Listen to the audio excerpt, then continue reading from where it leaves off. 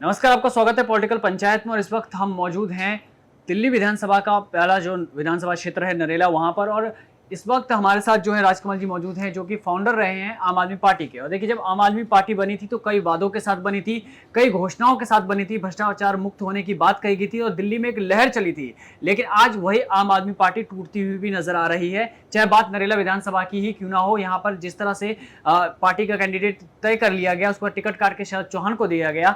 तो पहले तो हम इस मुद्दे पर जानेंगे कि ये क्या राजनीति रही नरेला विधानसभा क्षेत्र के अंदर कि आम आदमी पार्टी ने एक पहले प्रत्याशी को चुना, उसका उसी का टिकट काट दिया। सबसे पहले तो जितने भी दर्शक भाई हैं उनको मेरी नमस्कार। दूसरी बात यह है कि जैसे ही आपने पूछा गया दिनेश भाई का टिकट क्यों काट दिया, ये अरविंद केजरीवाल जी का मैं कह रहा हूं दुर्भाग्य है। और वो किसी भी लायक का आदमी नहीं है। उसने एक दिनेश भाई का टिकट नहीं काटा, जो उसके साथ 1000-2000 आदमी दिल से जुड़े हुए थे उनकी भी भावना का हाथ पहुंचाया है। और उसने ये इतना गलत काम किया है कि उसको दंड मिलेगा इसका, और 1001% मिलेगा। रही बात ये कि मैं आम आदमी पार्टी का फाउंडर मेंबर रहा हूं। जब केजरीवाल जी के पास 20 आदमियों की टीम नहीं होती थी, वार्ड का कोऑर्डिनेटर, बागनेर वार्ड से कोऑर्डिनेटर मैं ही हूं। सबसे पहले टोपी लगाने वाला मैं हूं। बल्कि लोग मेरे को बोला करते कि भाई आप कौन सी पार्टी पकड़ ली, तो हम शर्माया करते, हमें शर्म आती थी। लेकिन हमने एक जुनून था कि केजरीवाल कह रहा था देश बचा लो, नौकरी छोड़ दो। उस दौरान मैंने भी नौकरी छोड़ रखी है भाई, सरकारी नौकरी, जो 60,000 रुपए मुझे तनख्वाह मिलती थी। और मैं नौकरी छोड़ के आम आदमी पार्टी में कूद गया। मगर हमने देश बचाना है, ये करना है, जन लोकपाल ले आएंगे। और केजरीवाल भाई मेरे को लगा करता अभी बहुत बढ़िया, हमें एक आदमी ऐसा मिल गया है अब जो देश बचाएगा। दिल्ली से इसकी शुरुआत करेंगे और सारे देश में ये धीरे धीरे फैल जाएगा। उसके बाद जब हमने देखा, और फिर हमारे जो है ना 49 दिन की सरकार ठीक चली। उसके बाद तो इतने भ्रष्टाचार केजरीवाल ने कर दिए, इतने भ्रष्टाचार कर दिए भाई, हम तो हमारी तो दिमाग ही घूम गया। और हमने जो है ना इस पार्टी से विड्रॉ कर लिया था। उसके बाद दिनेश भाई को टिकट मिली, क्योंकि शरद चौहान ने 10 साल में कोई काम नहीं किया।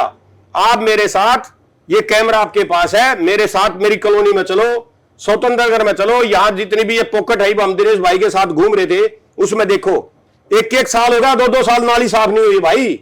आप इस कैमरे को, मेरे को तो सबसे दिक्कत तो इसी बात की हो रही है। अब जो हमारे ये मीडिया वाले भाई हैं, ये जाते क्यों नहीं पोक्टो में? ओलंबी मेट्रो विहार में जाओ, जहां उसने अपनी आम आदमी पार्टी की पार्षद बनी हुई है, वो भी कहा करती है 8,000 रुपये तनख्वाह मिलती है। और देखो तो सही पोक्टो का हाल, ये सामने यहां पॉकेट 10 है हरिचंद्र के पास, इसमें जाओ, मैं और दूसरी में जाओ, उसमें जाओ, स्वर्ण जयंती विहार में जाओ। इतनी बुरी हालत दिल्ली की केजरीवाल ने कर दी है ना, ये झूठ का पुलिंदा है। मैं तो जितने भी मेरे दर्शक भाई है ना, मैं कह रहा हूं भाई, हाथ जोड़ के कह रहा हूं, अरे भैया इसके झांसे में मत आओ। इससे बड़ा झूठा, बेईमान और फरौड आदमी दुनिया में नहीं है। इसने ये ऐसी जेल में नहीं गया, पूरा मोटा शराब का घोटाला कर रखा है इसमें। इसने सारे, ये मनीष सिसोदिया है, ये है, जो अच्छे अच्छे आदमी थे इसने किनारे लगा दिए। ठीक है, प्रशांत भूषण जी थे जो फाउंडर मेंबर थे, 1 करोड़ रुपए जिन्होंने दिए थे वो आज साइड में लगा दिए, योगेंद्र यादव साइड में लगा दिए, कुमार विश्वास जी साइड में लगा दिए, और अनगिनत बिन्नी भाई था जो पार्षद था, वो शुरू में पार्टी में आया था, वो साइड में लगा दिया। इस आदमी ने, ये सिर्फ 1 मैन शो पार्टी है। आज ये बीजेपी की बोलता है, इससे बड़ा झूठा आदमी है ही नहीं। बीजेपी मुझे ये नहीं करने देती, बीजेपी मुझे वो नहीं करने देती, बीजेपी मुझे ये नहीं करने। अरे भैया, हॉस्पिटल अब हमारे हरिचंद्र हॉस्पिटल में आ जाओ। 10 साल से 11 साल से आम आदमी पार्टी की सरकार है। मुद्दे पर हम आएंगे हॉस्पिटल से लेकर स्कूल तक पे। लेकिन बड़ा सवाल यह है कि जिस तरह कहा जाता है कि जो दुश्मन होता है वो अपने खेमे में, या फिर उनसे ज्यादा जानकारी अपनों को होती है। आप आम आदमी पार्टी के फाउंडर रहे, नरेला से रहे, नरेला के गांव से जुड़े रहे। तो नरेला में जब हम विकास की बातें करते हैं पिछले 10 सालों में, जिस तरह से शरद चौहान यहाँ से लड़े हैं और इस बार फिर से उन्हें टिकट दिया गया, नरेला का सबसे बड़ा मुद्दा था कि यहाँ पे जाम खुलवाया जाए। तो उस जाम को खुलवाने के लिए यहाँ पर क्या कार्य हुए अभी तक? भाई हमारे यहाँ नरेला में तो अभी आप चले जाओ जाम में, भाई शरद चौहान ने कोई काम ही नहीं किया। और वो ऐसा आदमी है, वो ये बोलता है कि पब्लिक में के बीच में जाऊंगा, लोग काम बताएंगे, काम हो नहीं पाएंगे क्योंकि बीजेपी करने नहीं देती, तो जाओ मत पब्लिक में। वो भैया शाम को 6 बजे तक दारू पी लेता है, टल्ली हो जाता है, वो किसी का फोन नहीं उठाता, और वो खुद केजरीवाल जी का फोन नहीं उठाता। हमें पता लगा था कि वो खुद केजरीवाल जी का फोन नहीं उठा रहा भाई। तो वो हमारे जैसे पब्लिक का क्या फोन उठाएगा। उसके बाद हमारा दुर्भाग्य ये था, क्योंकि यहाँ क्लस्टर है, केजरीवाल ने फिर झूठ बोल दिया, बिजली फ्री दूंगा, पानी फ्री दूंगा। कौन सी बिजली फ्री दे रहा है ये, मेरे को बताओ ना, बिजली कौन सी फ्री है। मेरे पास 5 मीटर लगे हुए हैं, 200 यूनिट अगर देना है तो 200 यूनिट सबको फ्री दो ना। अरे भैया पहले 3 रुपए 60 पैसे स्लैब था, 4 रुपये 60 पैसे, 5 रुपये 60 पैसे, 6 रुपये 60 पैसे। अब उन्होंने जैसे ही फ्री करी, 4 रुपये 80 पैसे का स्लैब लेगा, 5 रुपये 80 पैसे, 6 रुपये 80 पैसे, 7 रुपये 80 पैसे। और जो अगर 400 तक, तो पहले हमारा बिल आता था 1200 रुपए, अब 400 अगर यूनिट पूरी है तो बिल आता है 1800 1900। उसके बाद अगर 401 होगी तो सीधा 3800 रुपए पड़ता है। वो मिडिल क्लास पर मार पड़ती है नहीं। वो तो कह रहा है एसी मत लगाओ, अपने घर में तो बाव ने एसी लगा रखे। पहले तो वो मेरे साथ एक कागज लेकर घूमता था, मेरी गाड़ी में भी घूमता था भाई, ठीक है। एक वो वैगनार थी, उसको तो साइड में खड़ी कर दिया था। जब दिल्ली देहात घुमाया पूरे गांव में, हम घुमाया करते उसको। एक परांठा 2 परांठे लेकर आ करता, साथ में साथ खाता रहता था। आज वो सारी चीजें भूल गया। आज उसको लैटरिन का, वो तो कहता था आम आदमी हूं, आम आदमी की तरह रहूंगा, शीला दीक्षित को 6 कमरे के फ्लैट की क्या जरूरत है। आज उसने तो 25 कमरों का वो बना लिया। 45 करोड़ नहीं है भाई, 45 करोड़ तो उसमें लागत लगी है। उसके बाद 21 फ्लैट तोड़ दिए। 21 फ्लैट जो IAS वाईएस रहते थे, उस एक फ्लैट की कीमत थी 6 करोड़। तो वो आप उसका देखो ना, वो कितना बड़ा घोटाला उसमें हुआ है। सारे तोड़ के फ्लैट उसमें बागवानी कर ली, पार्क बना लिया। इससे बड़ा झूठा कौन होगा। और वो कह रहे मैं आम आदमी, कौन सा आम आदमी। उसका लैटरिन का पोर्ट भी 4 लाख रुपए का है, जिसपे वो लैटरिन बैठ कर करता है। गर्म पानी आएगा, ठंडा आएगा। आज वो इतना बड़ा आदमी हो गया क्या, जो जिसके पास 10 साल पहले कार नहीं थी, ठीक है, ऐसे ही भटका करता, झुग्गियों में पड़ा रहा करता। वो कोली मरवाई थी, एक ये शरद चौहान ने, एक लेडीज और थी, उसकी भी जो है ना इसने मरवाई थी। फिर इसका ये बरी हो गया, अब फिर दोबारा इस पर मुकदमा चल रहा है। पता नहीं कौन कौन सी बातें करता है केजरीवाल। कहा करता हमने जो है ना अच्छे आदमी लाने हैं, देश बचाना है। कौन सा देश, कौन सा जन लोकपाल, कौन भाई कुछ करा तो हो पार्टी के लिए। एक बात तो बताए, दिल्ली को नरक बना दिया। जमुना की सफाई भी कर रहा था, होगी अभी भी जाग है जमुना में। आप उसकी 2014 की बाइट सुनो, अब हम 2019 तक कर देंगे। 2019 में की बाइट सुनो, अब हम इसी प्लान में कर देंगे। भाई ये तो आता रहेगा, लोगों को बेवकूफ बनाता रहेगा। अभी 2100 की प्लान लिया, पहले बोल रहा था मैं 1000 रुपए दूंगा, भाई 1 रुपया भी दिया नहीं कि अक्टूबर से शुरू कर देंगे। फिर ये बोला बाहर आके मैं जेल में डाल दिया तो मैं दे नहीं पाया। अरे भाई जेल में तू डाल रखा था, इस्तीफा देता, सीएम बनाई थी आती सी, वो लागू करती, महिला को 1000 रुपए मिलते। अब इन्होंने पंजाब में भी बोला था 2 साल पहले, 3 साल पहले, अगर हम 1000 रुपए देंगे, आज तक तो 1 रुपया नहीं दिया। अब इन्होंने फिर एक स्कीम बनाई, अगर 1000 छोड़ो हम तो 2100 देंगे। भैया 5 साल और निकल जाएंगे, 1 रुपया भी ये नहीं देगा। और फिर ये बोल देगा कि एलजी नहीं देने दे रहा। अरे भाई तू क्या कर रहा है, फिर यहां सीएम क्यों बना बैठा है। जब तेरे से एलजी कुछ करने नहीं दे रहा तो भाई दिल्ली की गद्दी छोड़ दे भाई।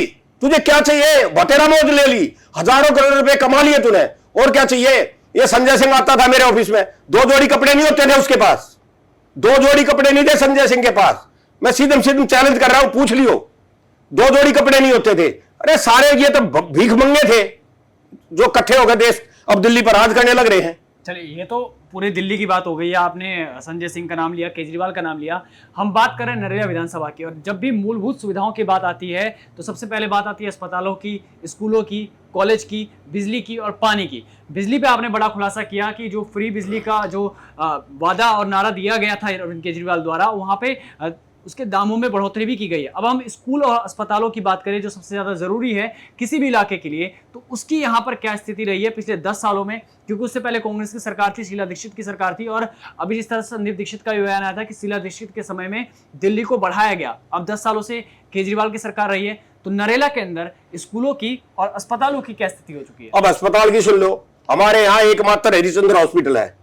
आप अभी चले जाओ भाई इमरजेंसी में कि मेरे को पेट में दर्द हो गया, यहां कोई इलाज नहीं है भाई, कुछ भी नहीं है। यहां अपेंडिक्स का ऑपरेशन हो जाए ना, उसका भी नहीं है। अगर पैर का नाखून गल जाए, अरे छोटा सा सर्जरी करानी हो तो भी उसको अंबेडकर हॉस्पिटल में भेजते हैं। एक सिर्फ एकमात्र काम होता है इस हॉस्पिटल में, एक डिलीवरी वगैरह करवा देते हैं। नहीं तो भाई हरिश्चंद्र में तो आप जाओ, वहां की व्यवस्था देख लो। भैया शरद चौहान जब घर से ही नहीं निकलता, किसी हॉस्पिटल का दौरा ही नहीं करेगा, किसी स्कूल में ही नहीं जाएगा, किसी प्रिंसिपल से नहीं मिलेगा, कोई मीटिंग नहीं करेगा, तो भैया क्या कौन काम करेगा। दबाव देना होता है। ऐसा आदमी चाहिए हमें, अब जो स्कूलों में भी जाए, अपने हॉस्पिटलों में भी जाए, वहां जाकर देखे। अरे भैया, पब्लिक का जो एमएलए वगैरह होता है उसका काम क्या होता है? उसको काम पब्लिक के बीच में घूमना होता है। वो देखे कौन आदमी का, हमारे यहां कौन आदमी को क्या समस्या है और कुछ है, वो तो शाम को पी लेता है भाई, तो उसकी समस्या क्या है? ठीक है, वो सुबह इतनी पी लेता है, रात को 1-1.5 बोतल, वो फिर सुबह 12 बजे तक उठता नहीं है। ठीक है, फिर वो खा पी गए, सामने फिर पीने का टाइम हो जाता है। भाई उसने काम क्या किया है? एक बार जाके ये तो देखो, आपके पास कैमरा भी है, आपके पास सब कुछ है, और मैं तो कह रहा हूं ये मीडिया वालों को दिखाना चाहिए कि नरेला विधानसभा की दुर्गति क्या है भाई। ठीक है, 1-2 सेंटर ने तो काम कराए भी है दिल्ली में, तो हमारे नरेला विधानसभा में तो कुछ होया ही नहीं भाई। एक काम सुनो, शरद चौहान कोई मेन काम हो, कोई नरेले का बाईपास निकलवा दिया हो, ये अंदर का जो जाम था ये ठीक करवा दिया हो भाई, एक काम तो वो गिनती का बताएं। ये बिजली पानी के लिए रो रहे हैं, अरे कब तक रोते रहेंगे? देश को आजाद हुए 80 साल हो गए भाई, अब बिजली पानी का समस्या चलती रहेगी क्या? विकसित देशों की श्रेणी में कह रहे हैं आ जाएगा भारत, और यहां दिल्ली में, जब दिल्ली देश की राजधानी है, वहां भी कॉलोनी में लोग अभी भी पानी के लिए रो रहे हैं। गंदा पानी आता है, सीवर का पानी आता है। जब सीवर ब्लॉक है तो पानी में तो अपने आप ही गंदा हो जाएगा। सीवर की तो कोई है ही नहीं, सारी नालियां चौक पड़ी है, कोई काम नहीं हो रहा है, और जो है ना नेहा मिश्रा बना रखी है। भाई जाओ ना, जय जय कॉलोनियों में देखो, जय जय क्लस्टर में देखो। हाँ, दिनेश भाई ने थोड़े बहुत काम किए थे बागनेर वार्ड में, अब उसकी जो है ना कई करोड़ रुपये, भाई रुपये चढ़ा दिए होंगे, क्योंकि वो तो हमारे को तो पहले ही कहता था, अगर मैं ये 15-20 दिन प्रचार दिनेश भाई पे करा लूंगा, फिर पैसे दे गए, सब कुछ बिकता है, तो वो बिक गया केजरीवाल। वो सारी दुनिया को बोलता है कि प्रूफ लाओ, अब वो जेल में गया हुआ है कि प्रूफ लाओ। अरे भाई प्रूफ, जब वो शीला दीक्षित के खिलाफ या औरों के खिलाफ पर्चे लेकर घूमया करता, तो वो प्रूफ लेकर घूमया करता क्या? जब भी हमारे को, हम तो ऐसे ही उसके साथ जुड़े ना। अब भाई प्रूफ का क्या प्रूफ होता है? अब उसको सुप्रीम कोर्ट में अभिषेक मनु सिंघवी 1-1 करोड़ रुपए हियरिंग के लेता है, जब इतने बड़े बड़े आदमी उसको नहीं छटवा पाए। 2 साल मनीष सिसोदिया जेल में रह गए, आज भी भगत सिंह का नाम लेते हैं। अरे क्यों भगत सिंह को बदनाम कर रहे हैं? ये पार्टी चोर पार्टी है भाई, इससे ज्यादा और कुछ पूछा तो बताओ।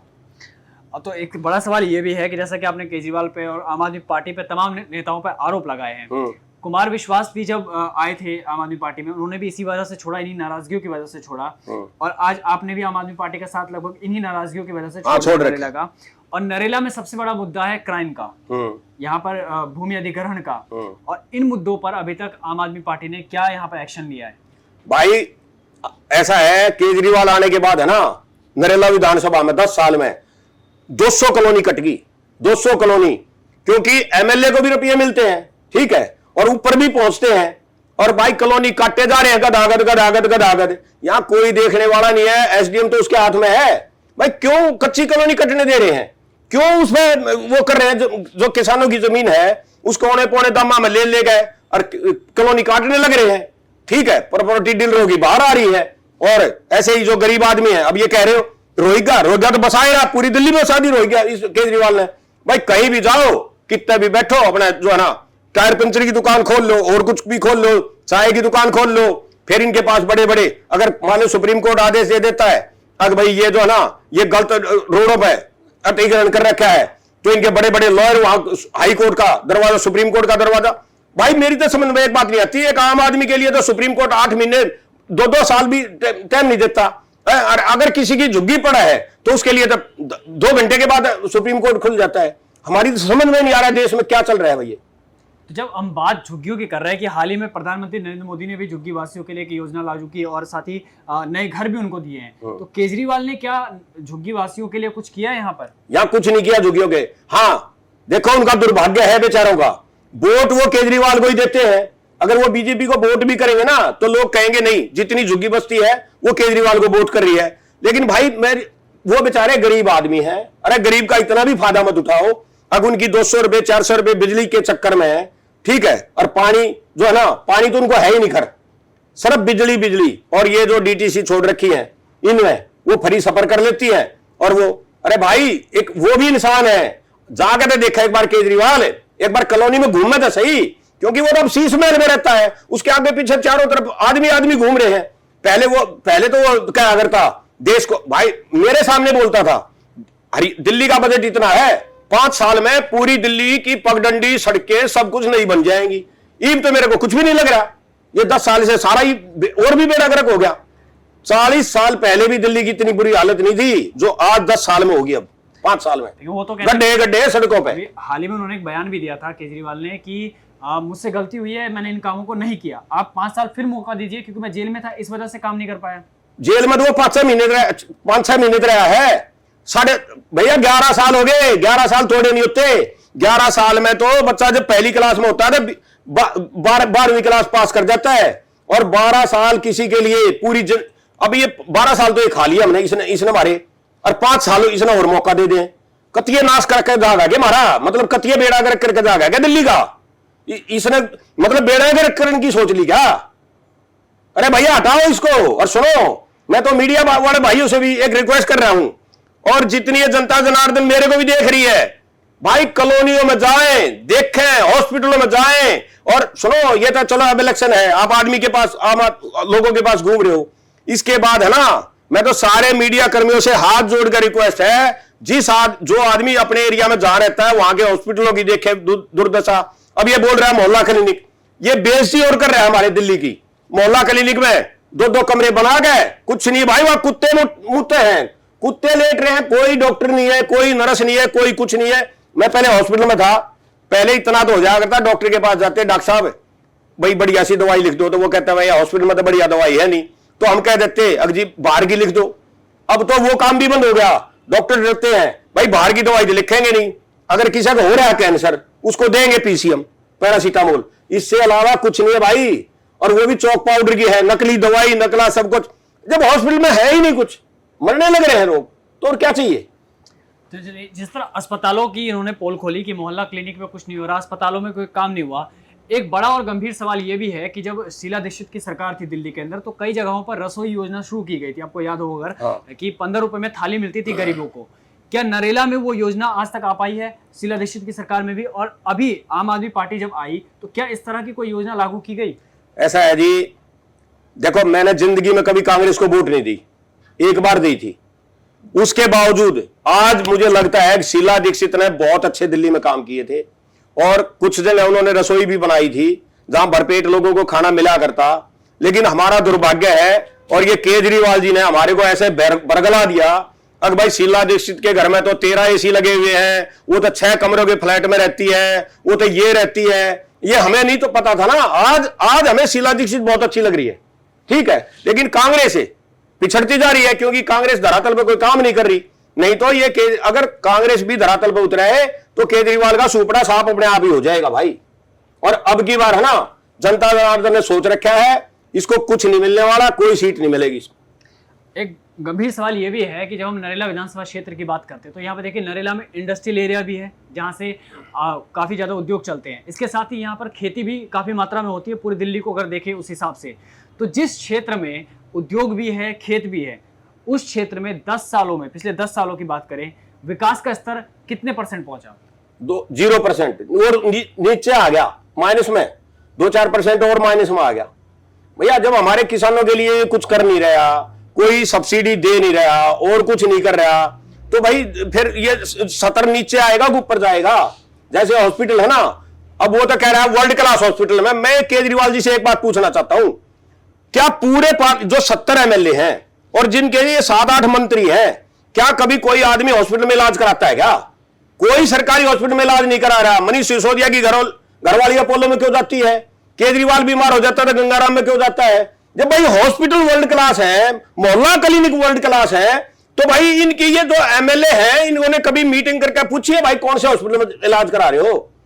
भाई गरीब आदमी है ना जिसकी 7,000-8,000 तनख्वाह है, वो भी रोता रोता कह रहा है जी बाबूजी वहां तो 4 घंटे लाइन में लगेंगे, 4 घंटे में मर जाएगा पेशेंट है। बाबूजी मैं थोड़ा बहुत छोटा मोटा काम कर लेता हूं, बाबूजी कोई आती है 10,000 दे दो, हम बच्चे का इलाज करा लेंगे। कोई कुछ आ रहा है, वो तो अपने बैठा है अपने, ठीक है, शीश महल में बैठ गया, लेकिन अब शीश महल का उसका टाइम चला गया और वो रहेगा भी नहीं, जो है ना, सब काम प्रोग्राम खत्म हो गए उसके, अब कुछ नहीं मिलने वाला उसको भाई।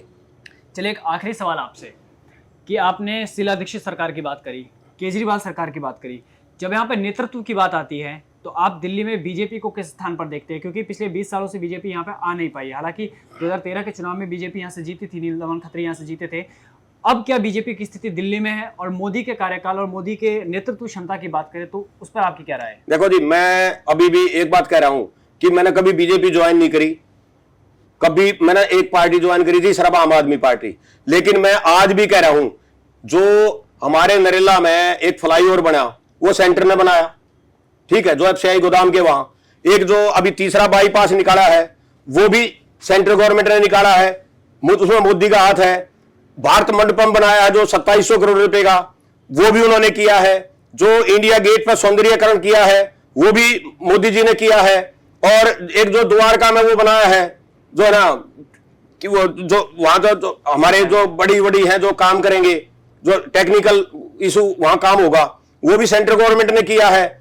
ये एक्सप्रेसवे द्वारका में जो बना है वो भी सेंट्रल गवर्नमेंट ने किया है। तो भाई इस केजरीवाल ने क्या किया? ये 70,000 करोड़ ये कहां खा जाता है जो ये मेरे को बोला करता है? 5 साल में दोबारा दिल्ली को इतना बजट है, 2,00,000 करोड़ हो गए भाई। 70,000 करोड़ के 5 साल 3,50,000 करोड़ हो गए भाई। इसके रुपये कहां गए? इसके रुपये क्या गए? और सुनो, जो इनकम टैक्स पे आदमी है, जो क्या उनके पैसे को डीटीसी फ्री कर दो भाई? इसके बाप का औलाद है, पैसे हैं क्या? ये अडानी अंबानी की औलाद है क्या? है इसके ये अपने अपने जो इसका पैसा है उसको बांट दो लोगों को। हमारे पैसे को क्यों बर्बाद कर रहा है? हमारे को अगर लो, हमारे से टैक्स लो भाई, हमारे पास अच्छी सुविधा दो। हमारी रोड, आप भाई दिल्ली की इतनी बुरी हालत है रोडों की, रोड क्या आपने पूछा भी नहीं, इतनी बुरी हालत है, गड़ गड़ गड़ गड़ गड़ गड़ गड़ गड़ चलती है, ठीक है। आप देखते भी होंगे दिल्ली की इतनी बुरी हालत 40 साल पहले भी नहीं थी, जितनी बुरी हालत अब रोडों की कर दी। तो देखिए, जैसा कि कहते हैं कि दुश्मन से ज्यादा दोस्तों को उनके राज पता होते हैं, और ऐसे ही राज इन्होंने राजमल जी ने खोले, जो आम आदमी पार्टी के फाउंडर रहे थे, जिनके साथ अरविंद केजरीवाल कभी गाड़ी में घुमा करते थे जैसा कि इन्होंने दावा किया, जिनके साथ मनीष सिसोदिया ने अपने समय व्यतीत किया है। उन्होंने कई सारे ऐसे राज खोले हैं। तो एक आखिरी सवाल ये और आखिरी अपील आपसे कि अब नरेला की जनता के लिए क्या कहेंगे? मैं तो हाथ जोड़ के कहूं, इस आपदा को हटा दो। जैसे मोदी ने बोला ना, ये आपदा है हमारे लिए भाई। बीजेपी का सुनो मेरी बात, हम बीजेपी को 25 साल से देखो, आप जो बच्चा जवान हो जाता है 25 साल बहुत होते हैं, 25 साल से बीजेपी है नहीं। पहले 15 साल कांग्रेस रहेगी, अब 11 साल इसको हो गए, तो भाई 26 साल से भाई बीजेपी क्या कर रही है? ये केजरीवाल उल्टे ये सवाल पूछ रहा है बीजेपी से, बीजेपी ने क्या किया? जब भाई 25-26 साल से बीजेपी की दिल्ली में सरकार ही नहीं है तो वो क्या करेगी भाई? जो उन्होंने सेंटर के काम करे थे वो कर दिए, वो अच्छे भी कर रखे हैं। और जो है ना अच्छे लेवल पे जो है ना, विदेशों में आज धूम है इंडिया की। मैं दूसरे देशों में भी गया हूं 1-2 बार, वहां घूम के आया हूं। पहले इंडिया की स्थिति वो है ना, ये सोचा करते ये पूर कंट्री है, लेकिन आज वो हमने आमने सामने देखते हैं। तो भैया मैं तो यही अपील करूंगा सारी जनता जनार्दन से, और जितने भी मेरे साथी देख रहे हो, मेरे जानकार देख रहे हो, और पूरी दिल्ली की जनता से अपील करना चाहता हूं हाथ जोड़ के, भाई इस केजरीवाल को हटा दो तो दिल्ली का कुछ विकास हो जाएगा। अगर ये नहीं हटेगा ना तो भाई कोड और लगना बाकी है हमारे, वो कोड हम कोड ही होकर मरेंगे, ये बता रहा हूं।